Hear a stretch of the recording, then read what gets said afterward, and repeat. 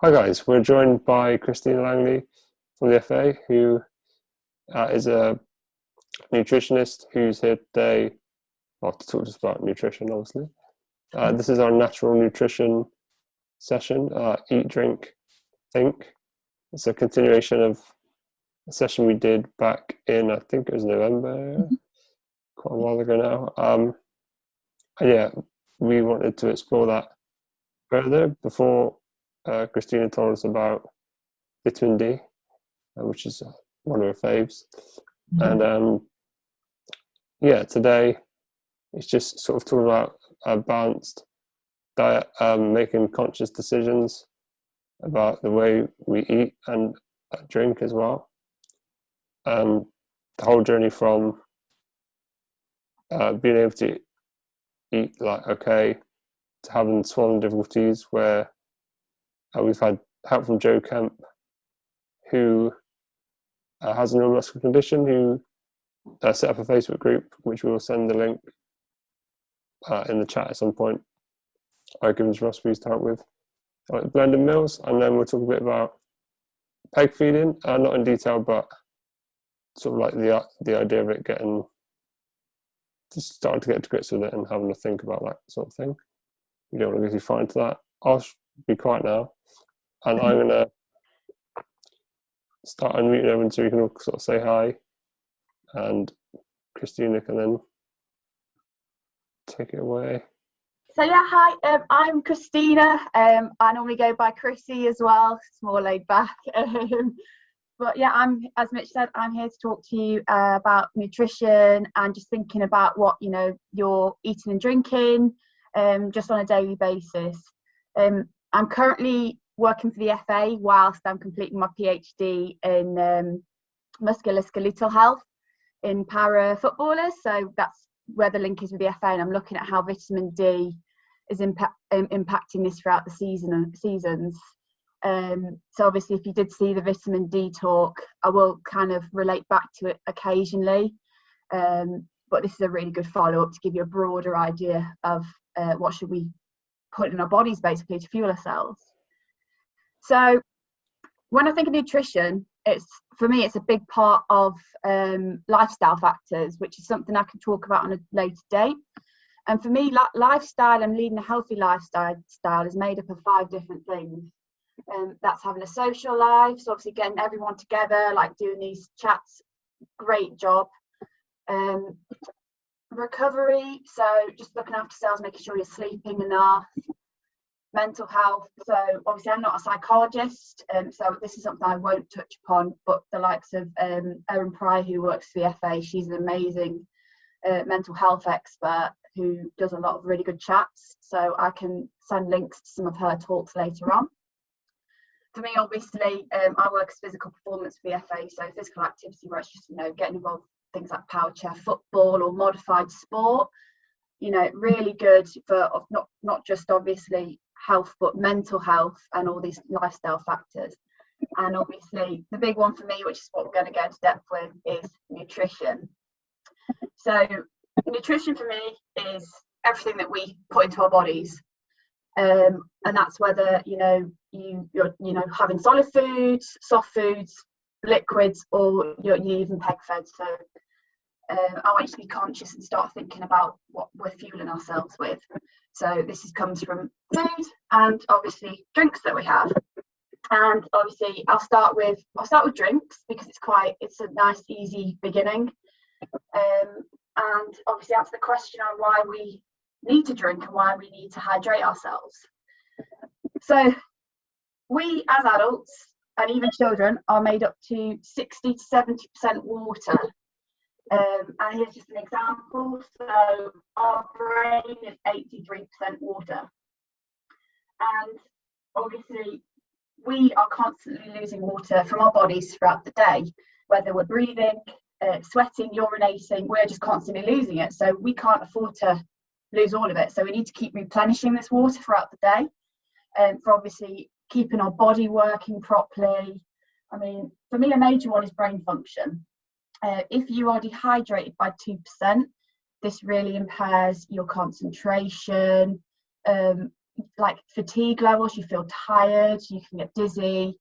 So it's really important for just general lifestyle, you know, whether you're working or at school, or even, you know, if you, for example, my thing I relate back to is power chair a lot, because it affects accuracy and all these cognitive functions. Not to mention, it can increase, dehydration increases blood pressure. Obviously it can dry skin and eyes out, so it can affect our eye health. And obviously it's really important for muscle contractions. So how we do this and how we need to stay hydrated, there's loads of telltale signs for us. And for me, a big one that I do with football is I do urine checks, which isn't the most glamorous thing ever. But I get players in the morning to bring me a wee sample, and obviously anybody can check. So I know it's not nice, but if you're not sure if you're hydrated, you can see. And the darker your urine means there's less water in it, so you are dehydrated. So the clearer the pee, the better. Not the most glamorous, but it's a really easy way to check. You've got other telltale signs, so your mouth's dry, your eyes can feel gritty sometimes. Also, it can make you feel quite lethargic or tired, so it can affect your energy levels quite badly. And for me, I get dizzy, so I go through phases where if I'm in work mode and I'm constantly, you know, on my laptop for hours, I forget to drink occasionally, and that's when I know I'm not drinking enough, because I go dizzy. And obviously, a big one, you'll feel thirsty. But there are issues with feelings of thirst sometimes, and I will move on to that. What we do need to be conscious about is 2 litres is what the NHS says that we should be drinking on average per day. And this is kind of the go-to number. However, depending on if you are a sweatier person, if you've got high metabolism, if you are outside or even inside in a really hot room, you will find you're losing water quickly, so you might need to drink more. And obviously the best way to get this into our body and get into a routine is taking a water bottle with you everywhere. So just filling up to the top. It doesn't have to be water, it could be squash or, you know, other good choices. But we say take a water bottle and it's there and you have access to a drink. And it might be quite strange, but there's actually like a better method to drinking. And so I've got a picture here, and on the left you've got a gentleman that's absolutely swigging loads back at once and a lady sipping. And the best way to drink your water throughout the day is just sipping gradually. So, and this is because if we're drinking loads of water at once, our body and our brain can't process it all, so we end up just urinating it out. And that's when you find, say if you're trying to get into a healthier lifestyle, drinking more water, if you're drinking a load at once, you will urinate a lot more. Whereas if you go for a more gentle approach where you're just sipping bits, and, you know, obviously just constantly sipping and building a routine throughout the day, this is actually really helpful in helping your body process that water to help you stay hydrated without you obviously urinating it out. And going back to the first issue, so for a lot of us, we can confuse with that we need water, but we can confuse that with feeling hungry. So what I would like you guys to think about is, if you feel hungry, is it because you've not eaten in ages, or is it because you've not drank in ages? Because your body might be actually confusing hunger with thirst, or thirst with hunger, sorry.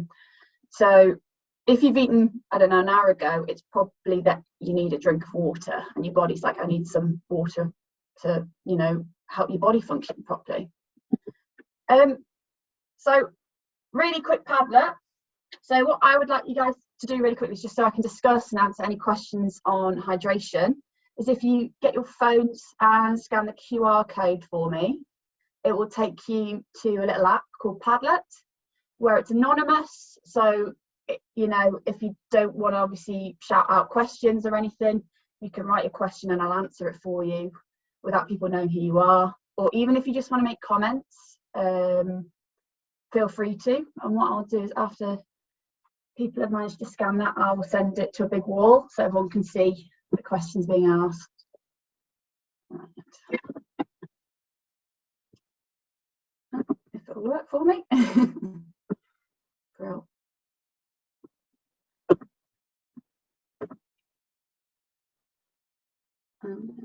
Right. So any questions that are asked will come up on this wall here, and then I'll give it a few minutes, and if people have questions they want to ask, feel free, to shout out loud or type for the Padlet wall. If there's anyone who can't use this for any reason, then just type them in the chat. Yeah. To everyone privately. Mitch, are you all right to read the ones out from the chat if we have any through? Just because I can't actually see them. Yeah, no. Yeah, that's fine. Yeah. In that case, I'll just ask a question. Yeah. Mark Chapman asked, is this based on average BMI? Yeah. So the 2 litres is based on the average individual. However, depending on body mass, you may need more or less. So, for example, children who obviously tend to be small and have low BMIs would need 1.3 to 1.7 litres of water per day, whereas adults who might be have a higher BMI would probably need 2.5 up to 3 litres. It all depends on lifestyle factors, but it tends to be the higher the body mass, the more water you do need. But yeah, 2 litres is normally the go-to, give or take a few for different people. For example, because I do so much exercise, I've quite high metabolism, so I do need more water. And obviously I find I sweat a lot, so that's where I'm conscious that if I've done exercise in hot weather, I'd need to drink at least 3 litres in a day to replenish what I've lost. So it's very variable from individual, but 2 litres tends to be the go-to amount for normal body function. Okay, I got a question from Kim Darby. Brilliant. She says, my daughter rarely feels thirst. Can you explain why? You know what? I don't actually know why this is, because I'm similar, and I'm always dehydrated. What I would say is it possibly because you can get water through food you eat. So, for example, if you're eating fruit and veg, they've got high water content. And obviously, this isn't a way we recommend to get water into the body, but it can make up to 20% of your daily water intake. So it might be that she's getting quite a lot of water from the food she eats, but even though she's not thirsty, it might just be the signaling between her stomach and her brain. So I would say for her to have a water bottle with her everywhere, and even if she doesn't feel thirsty, just keep sipping, and it's not nice, but when she goes to the toilet, just check the colour of her urine, and if it's clearish, that's fine, she's hydrating. If it's dark, she needs to drink some. I hope that's okay. I've answered the question. I think, to be honest, there's some things I'd like to kind of have a discussion around different drinks we could have. So obviously I've spoken about water a lot, and that's not just the only thing we can drink. And I think when we're talking about making healthy choices, there's so much that we have for drinks these days. So obviously, as my job in sport, I say water is the go-to, but not everybody likes water. And obviously, we've got so many different drinks. What extra are those drinks giving me? And is there a reason why I'm having them? So, for example, if this is quite common for me when I go to power chair comps, players bring Coca-Cola as their drink with them. And it's not the best choice because it's so full of sugar. There is 9.8 teaspoons of sugar in a can of Coke. And obviously that's going to raise insulin levels. And obviously if you're at risk of developing things like type 2 diabetes, it's something we really want you to stray away from. So it's about making good choices around drinks. So we'll move on from that one. And then if anybody thinks of any questions after, feel free to ask. So next we're going to move, what should we be getting from our diet? So we're talking carbohydrates, fat, protein, and vitamins and minerals from fruit and vegetables, which are the main 4 that I'll be touching upon today. So starting with carbohydrates. So carbohydrates are our main source of fuel. This is a main source of energy that we get throughout the day. And there's two types. You've got simple carbs and complex carbs. So simple carbs are things like white breads, white pastas, sugary foods such as donuts, burgers, chocolate bars. And simple carbs are still, a source of energy, but what we find is we get a really big spike and a surge of that sugar rush, almost, it's known as, and then it's depleted again. So it's really fast release, but then it's quick to run out. Whereas complex carbs, you'll find that complex carbs are also normally high in fibre as well. And this gives us a feeling of being full. And you'll find that this is a slow release throughout the day. So this is energy that so if we ate at 12 o'clock, this is more likely to tide us over till the next meal. And this normally comes from, whole wheat foods, nuts, bananas, brown pastas, brown rices. And obviously it's good because then you're not finding your snacking. So if you choose, for example, if you're just making one choice and you go for brown bread over white bread, that brown bread will keep you feeling fuller throughout the day and provide you with more energy rather than that short, sharp spike that you get from white bread.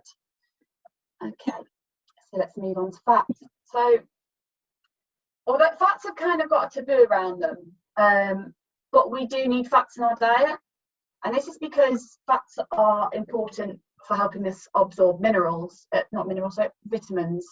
So some vitamins are fat soluble, and this means it needs fat to be absorbed into the body, and they are also stored in fat. And likewise, when we've run out of carbohydrates as our main source of fuel, we do use fats as our second source of energy. Now, I know we do need some form of fat in our diet, but obviously there's good and there's bad fats. So this is something like the NHS push a lot. So for example, bad fats, also known as saturated fats, come from, deep fat fried foods, fries, burgers, cakes, things like that. And obviously this can lead to increases in cholesterol, increased blood pressure. So ideally this isn't something we should be having a lot of. Like I say, moderation's a thing. Like, food is really nice, and if you want to have a burger from time to time, I'm not saying no, but just make conscious effort to think, oh, is this the best thing I should be having right now? Whereas you do have good fats known as unsaturated fats, and this comes from things like vegetable oils. So if you're going to cook, I would choose like an olive oil or vegetable oil over butter, for example, which is a saturated fat. You've also got oily fish, so salmon, avocado is full of good fats, and obviously this is the best way for you to absorb those vitamins and get that second source of energy without any major issues like high blood pressure. Okay, so protein. So protein is a little bit of a strange one. So protein's major role is for the growth and repair of muscle tissue. So on average, the average person would need 0.8 grams of protein per kilogram of their body mass. So for example, a 60 kilogram person would need 48 grams of protein a day. However, for individuals with like a degenerative muscle disease, it's recommended that you'd have 1 gram per kilogram of body mass. So you'd say if you're 60 kilograms, you'd have 60 grams of protein. And that's just to obviously help you maintain the muscle mass that you have through your diet. And we can source protein via like quite a few things, but it is recommended that you go for like lean meat, so fatty meats. So chicken, turkey, eggs are a really good source of protein. And then also if you are on a restricted vegan or vegetarian diet, you can go for things like nuts and tofu. So moving on. And then also we have a list of vitamins here. So I've gone for the 6 key ones. So we've got A. So really easy source, and we can store vitamin A in our body. This is really good for our immune system. So especially at the moment with COVID going around, we want to be getting lots of these vitamins into our body to help. If we are at risk of getting ill, it'll help fight off any infection. It's also really good for our vision and keeping our skin healthy, but unfortunately it is a myth that it does make you see in the dark. So for example, if you eat loads of carrots, they don't help you see in the dark, sorry, but they are still really good for your eyes. Vitamin B is another one. So vitamin B is really good for helping us release the energy that we eat from our food. So when we eat that sandwich, if we've got obviously vitamin B in it, it helps us release the energy from the carbohydrates. The only thing I would say about vitamin B, is if you are on a vegan diet, you won't be able to get vitamin B12, which is only found in animal products. But other than that, it's relatively easy to find. And then obviously, one of the common ones people probably know quite well about is vitamin C. Really good for our immune system, and it's relatively easy to source. And this is via like citrus fruits. Now, vitamin B and C can't be stored in our bodies because they are water soluble. So basically, we absorb as much as we can, but then we will urinate it out. And because it's not fat soluble, we have nowhere to store it. So vitamin B and C, because it's easy to get, you just need to make sure you're regularly eating plenty of it each day to make sure you're getting adequate amounts. Obviously, vitamin D, this is my topic area, so I could talk about it all day. But obviously, I think some of you probably will have seen the last seminar I did. So unfortunately, with vitamin D, 80% of our circulating vitamin D that we rely on getting is from sunlight, and only 20% actually comes from foods, and that's based on several studies from systematic reviews.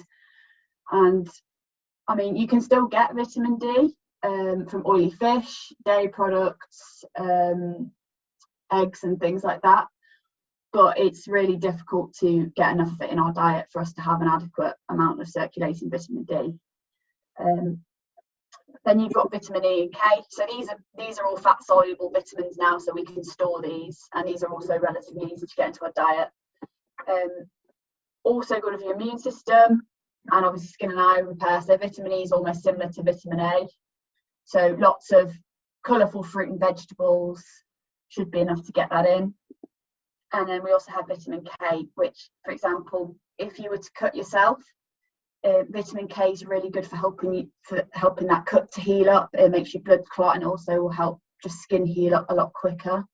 So if you're finding that if you do cut yourself and you're not healing very quick, it might be that you're low in vitamin K. Okay, I'll move on to minerals now.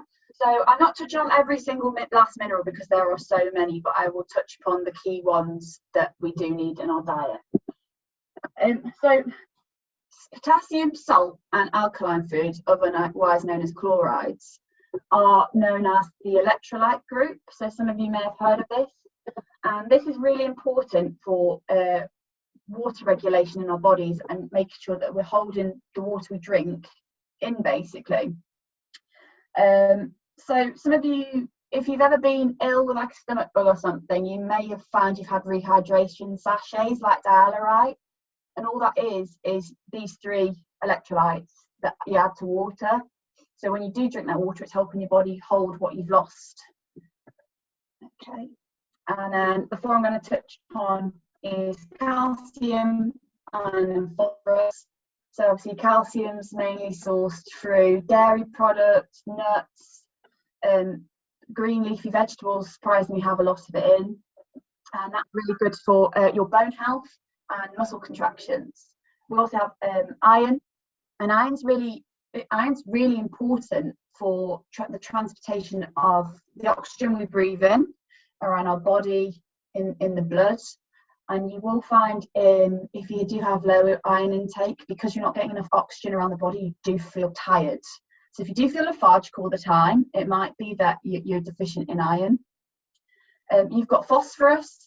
So phosphorus kind of works together with calcium, and it's also really important for your bone health and also muscle contractions. And that's normally sourced through pulses, lentils, again, dairy products and nuts. And then you have zinc. So Obviously, I don't know how many of you be eating liver, which I know it's not the best thing, but that's a really good source of zinc, and it's really good for your immune system again. So, I mean, it's not the easiest thing to get in our diet, but most people aren't deficient in it because you can get it from obviously your red meats and your green leafy vegetables. Okay. So, other things to know. So I've mentioned obviously the 4 key factors, but I also think fibre is so important, especially for you guys. One issue you may find because of like protein intake is that your digestive system doesn't necessarily work as efficient, and you may find you get constipated. And fibre is so important to help everything just flow normally. So you get this from obviously brown breads, brown pastas. So not only are you getting your complex carbs and that slow release energy, it's also helping everything just move and flow easier. So fibre is really important. And obviously, as you can see from the picture, lots of nuts, lots of colourful fruit and veg, lots of brown carbs, the ideal things to get your fibre from. So what should a healthy plate look like? So I want to just put all this together and kind of give you an idea of just an easy way to see what your plate should look like to know if you're getting enough of everything. So at the moment, I've just divided the plate up, and each section represents either a fruit and veg, fats, protein, or a carbohydrate. So the biggest section here is obviously going to be your fruit and your vegetables. So getting all those vitamins and minerals into your diet are so important, and they should probably make up most of your plate. So that's normally about 35 to 50%. We then have our small wedge here, which is the fats. And this normally includes what you cook with as well, unfortunately. But like I say, try and make a conscious choice about what kind of fat you're having. So it could be that you've put some avocado on a plate or some eggs where you're getting good fat from. We've also got an even split between protein and carbohydrates. So carbohydrates should probably only make up about 25% of your plate. Likewise with protein. Now, normally the misconception is that the carbohydrates should make up most of your plate, obviously, because they are normally a bulk of the meal. But yeah, only 25%, which when I learnt this a few years ago, I was quite shocked about, because my plate's normally half carbs. Back then it was. So here's the split. Obviously, I just spoke through it, but the key things are obviously limiting the amount of fat you have and trying to get as many colourful fruit and veg onto your plate as possible. So kind of just an idea of what a plate would look like. So you've got your meat in the bottom, which is about 25%. I'm sorry, but there's a wedge of rice here that is just blocked. But then obviously the rest is, you know, colourful fruit and veg. Obviously, to make this plate a little bit healthier, I would add brown rice. However, I would just say enjoy what you eat, and you know, even if you're just changing one thing to make it healthy, that is still a win, and that's still, you know, you're going to be doing yourself some good. So I'm not saying you need to change your whole diet, but just think about little lifestyle factors and little changes, and maybe trying new foods is a really good way to make a start.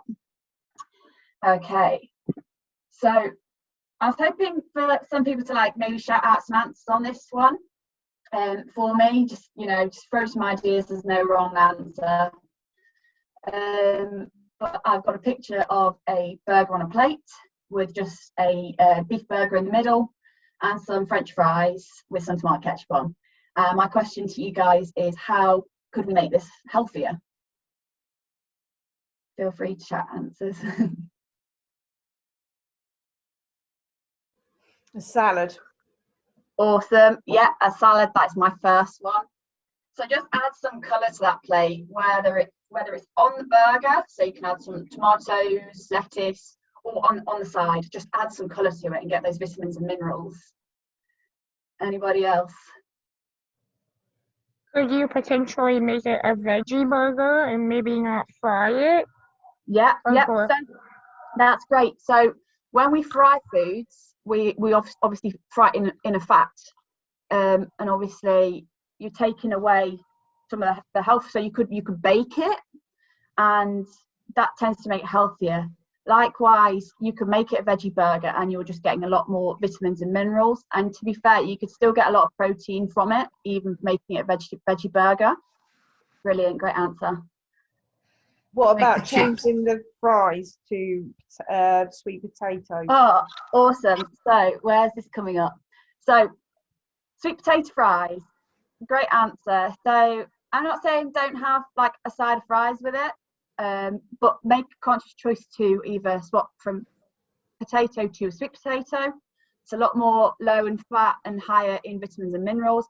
And as I said before, try and bake it and put loads of seasoning on to flavour. You're just reducing, obviously, the amount of saturated fats in it. Brill. There's some answers on the board there, but obviously I keep referring to getting more fibre in your diet and obviously swapping simple carbs for complex. So I'd said swap the bread for wholemeal, or even if you're not sure, like I never liked wholemeal bread. So what I did is I weaned myself onto it by going 50-50, so like Kingsmill, and just trying half and half. And that was a really good way to start. And obviously just making things at home from scratch, you know exactly what's going in. So a lot of places, if you want a beef burger itself, you can make the patty and you can pick lean beef mince, or they do them pre-made, but just go for leaner meat on the burger. So you can even swap it for chicken, and there's a lot less fat in there, and you're still getting your protein. Anybody else got anything? Could you, I don't know if you're all fancy and stuff, but could you change the tomato sauce and maybe make your own tomato sauce? Would it be a lot easier and fresher if you made your own with your own tomatoes, fresher tomatoes? Yeah, so tomato ketchup, it's not the worst sauce you can have, but it tends to be very high in sugar. So if you were to make your own like tomato relish or tomato sauce from obviously fresh produce, you know exactly what's going in it. Not to mention there's also a lot of salt in sauces. So yeah, that's a really good addition, and it probably tastes amazing as well. Anyway, all good? Do you have anything to add, anyone else? You could change the bun to a lettuce wrap. Oh yeah, actually I've seen those a lot. They're known as naked burgers when you see them out, and especially if you're not unmuted. If you're not somebody that can eat massive portions, swap into like a salad, like bun almost, is really good way to obviously definitely add in as much colour as you can anywhere. Just being creative really as well. So a burger can be anything, you go out anywhere and people put all sorts on it. But I just say obviously to make a healthy choice, add some colour to it.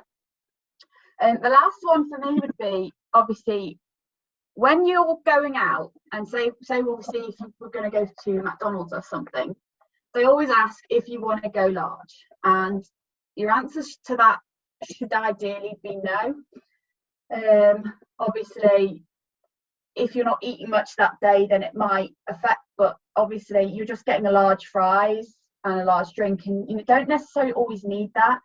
Normally like the obviously medium meals are big enough, and like most places do offer healthier options. So for example, if you wanted a McDonald's burger, you could swap the fries to something like a fruit and apple bag, carrot sticks, and even the large Coke you could swap to an orange juice or water or milk, which tend to be quite good choices. But again, moderation. If you're not going to have McDonald's that often, it's not the end of the world if you want to just go all out. But again, I think that's covered everything we've spoken. So that's some really good answers there, and I think thank you very much for the involvement. So I mean my main thing for you guys is just get those vitamins and minerals, support that immune system. It'll also help you feel more energized, and just you'll feel better in yourselves if you eat healthy.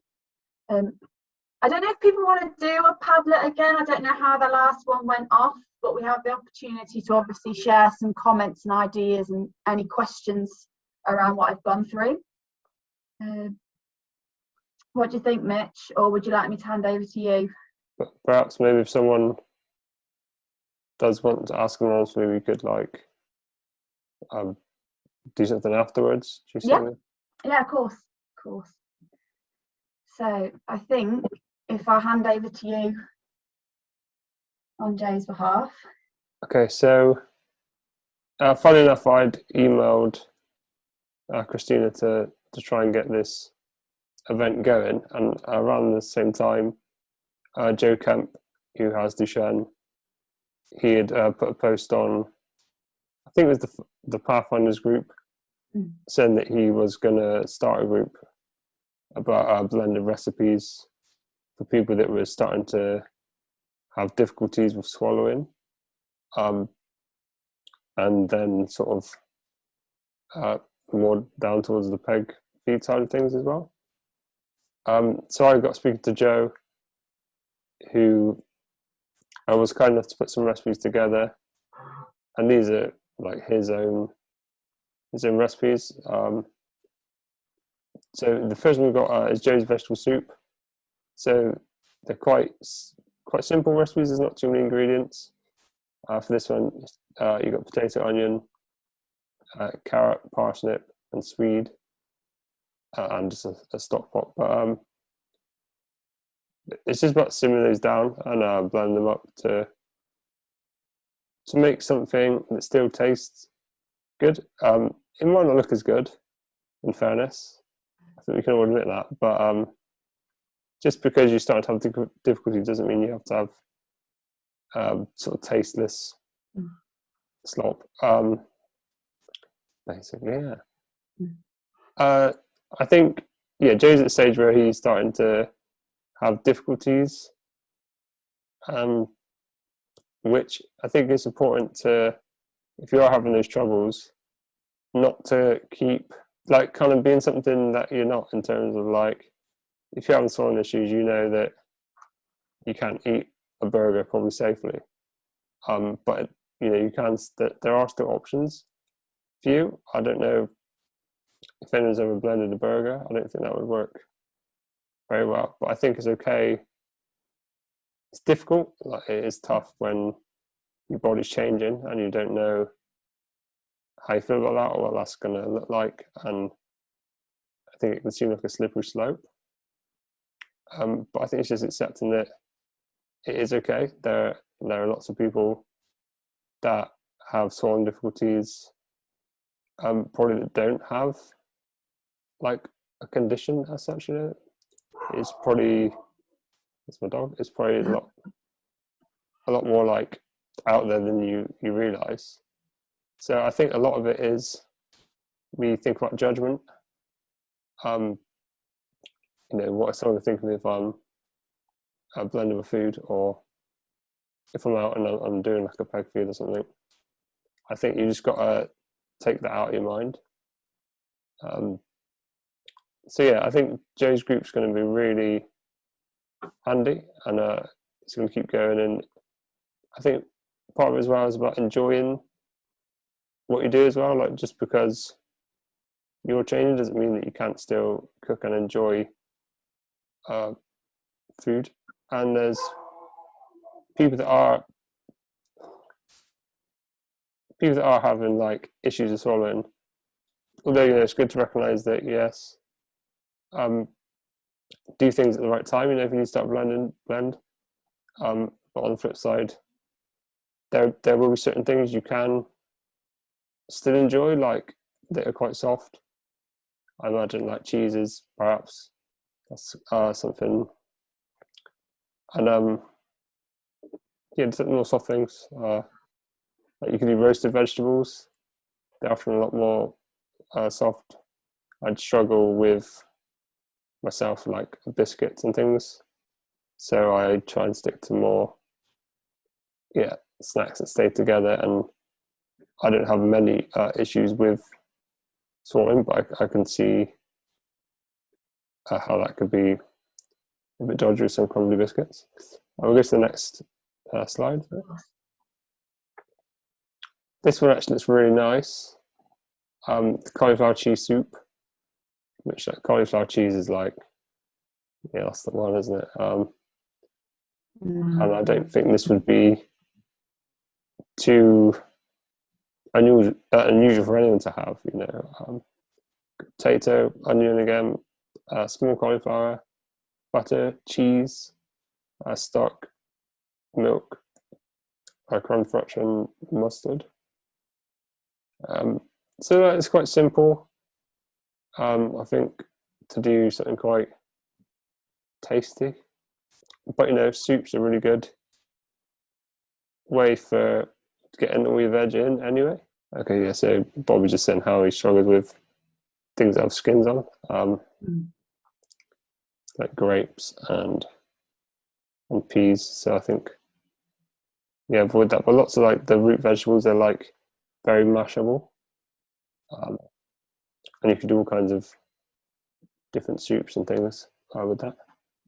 We'll go to the next one. Yeah, of course. Instant mash was taken in as well. So I think, yeah, this one's more like what I'm saying with, if you're like starting to begin to have some issues, like, you know, recognize it's good to sort of make sure you're eating soft foods, but you still want some normality at this point. And this is Joe's curry. So chicken breast, which you can, you know, you could slow cook, which makes things instantly softer. And if you like veggie, the corn, I've slow cooked those thick chicken pieces before. And they go quite soft. They're a bit bouncier, but like they are slow cookable. This is all your usual curry suspects: garlic, ginger, peppers, tomatoes, and curry powder. That's pretty much what I'll say on the recipes, really. But yeah, so obviously swallowing difficulties then often kind of extend to eventually down the line needing a peg feed. But obviously gastric issues could cause that as well. You could have a fine swallow and still need to have a peg. But yeah, Bobby, I'm sure Bobby won't mind me saying, because he's written an article for us only recently about his health. He's one of our volunteers who's on our podcast and writing articles for us. So yeah, I think a lot of this happened for Bobby at one time, which is, you know, that can happen at times. But I'll just talk to you a little bit about, I don't want to go too deep into it because I know it can be quite daunting. But once it's in, I think obviously people tend to lose weight if they're having these issues. People tend to lose weight. Like, to be honest, I myself, I've lost some weight, and it's like conversations that I'm having currently. And once it's in, and obviously it's a big thing to have an operation where you haven't paid for it in, but once it's in, I think from what I can gather most from what Bobby was saying is it kind of takes the pressure off. So, you know, you can eat when you want to. Sometimes it can feel like an effort, especially if you're tired or you're having an off day. And I'm sorry about my dog, sorry. And yeah, you can do overnight feeds, which is really good for that kind of, if you look to eat as and when. It's quite hard to get all those calories in. That's what I find. I seem to eat everything and I can't seem to put on weight, which is often when that's like a sign of where you're at, I think, in terms of when you might need a feeding tube. And you can, like I say, you can do standard kind of feeding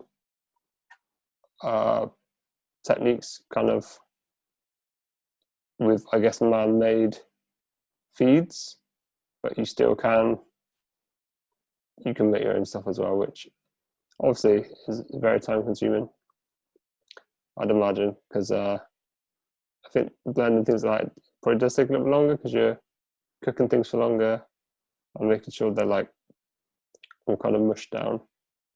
But yeah, there's lots of options, even though you kind of think of it at a basic level and think, oh,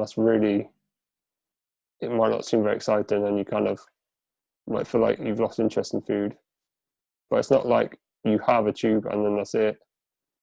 You can't kind of eat how you'd like, because in some cases, it's a gradual thing where you can, along with going to your like clinics and things, you can make those decisions based on conversations you have with them. But it's definitely important just to be in touch with your body and realize when you need it, and that is okay, and none of us are going to judge you for that. Yeah, that's me. I hope that was kind of helpful. I was very distracted there, but yeah, I'm gonna have a look at the chat and see if there's anything. I think a couple of messages came through. I think it's really interesting. I'd really love to hear like people's thoughts and feelings about what else they'd like to know and what they're going through. Just if you do want me to talk about anything in the future, I think it's so interesting. I'd love to be involved more. That'd be good. We definitely would like to do some more around this. I think today is like the beginning of something, really, and moving forward, I think we'd like to cover a bit more about peg feeding. We don't want to kind of like slam it on you today. I think there's definitely opportunities to do more with this. It would be really good to like get to know people and talk about their experiences if they wanted to, I suppose, even if they just want to say like a few points on how affects them and makes them feel. Maybe it helps really helpful, because I am generally interested in my research. We're looking to extend it into populations on how to make quality of life easier in people with the likes of degenerative muscle diseases, so it would be really interesting. Yeah, the idea really is because I know Mark had said earlier in the chat, like he had mentioned how we don't have like normal function, which is obviously true, and not everything is going to be relevant to all of us here, and some people we know for whatever reason can't have too much sugar, and like my own daughter has type 1 diabetes, so I know my life is kind of like controlled by that.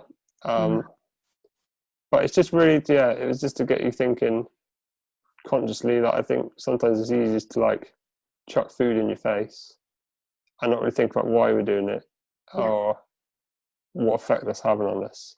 So it's really thinking about it, and then I think next time we can delve a bit deeper into that.